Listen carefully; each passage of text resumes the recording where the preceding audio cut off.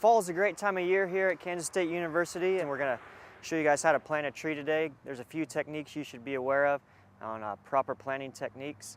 And also when you're planting trees, be aware of your utilities. You can call 1-800-DIG-SAFE.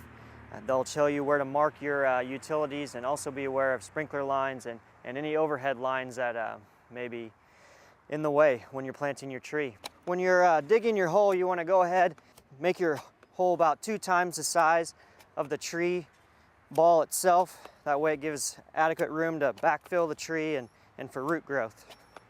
So a good way to estimate it is just take your shovel handle, put it up against the tree there and center it, and then you got a good estimate. Put it over your hole and center it again, and we're about right there on 2 times the size. So start digging.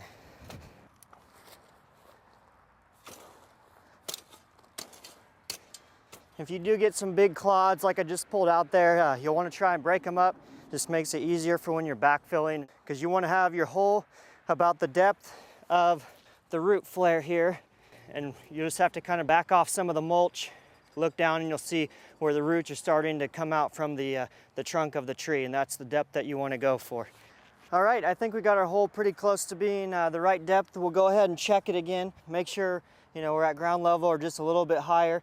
To allow for some settling of the soil, you want to go ahead and make sure that once you put it in, it doesn't sink down, especially if you have some fluff in the bottom or extra dirt that you had to put back in. Looks like we're pretty close on top.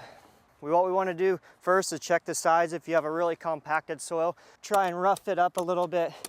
Makes it a little bit easier for the roots as they're spreading out to get into the surrounding soil. And then if it is fairly heavily rooted, you want to take your shovel and just kind of cut in a few spots to get those roots to branch out and not continue circling like they were in their pot. And then you can go ahead and put it in the ground. Check your level on it, see kind of where it's sitting at, and we're just about right there. So now once you have it in the hole, you want to take some of your backfill, the dirt that you dug out, throw it around. You don't want to really compact it with your foot or anything like that, but if you can take your shovel and break up some of the clods and things that are in there, that'll always help. And then it's good to start watering it and use water as your way of breaking up the clods even more and settling the dirt down. Let that do the work for you, and don't press it in. That just compacts it, makes it harder for the root systems to come out of the root ball. And then as you're finishing up, then you can rake away the dirt that got over the top of it, of the root ball, to be ready for mulching it. Okay, I'm gonna go ahead and add some more water to again settle that top backfill that we just put on. Now that we got it all backfilled, and we can put some mulch down and then get ready to stake it.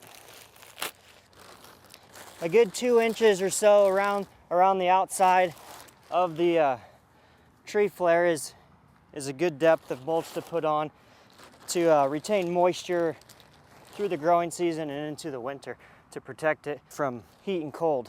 What you want to make sure you do as you're mulching though is keep the mulch away from the root flare itself. If you pile mulch up again, you have problems with the shoots trying to grow into the mulch, and roots as well, and also with disease, you can have more entry points there if you put mulch up against it. When you're finishing up your tree, you want to take a look at it, see if there's any tags or different things on it. If you do have some tags, you want to make sure you remove those. You can keep them for your own record, so you know what your tree was, but it's good to go ahead and remove them, because depending on the material that they use to tag it, you can have problems with it girdling that and becoming too tight on the stems as well. And then also take a look back, see if there's any dead branches or broken branches.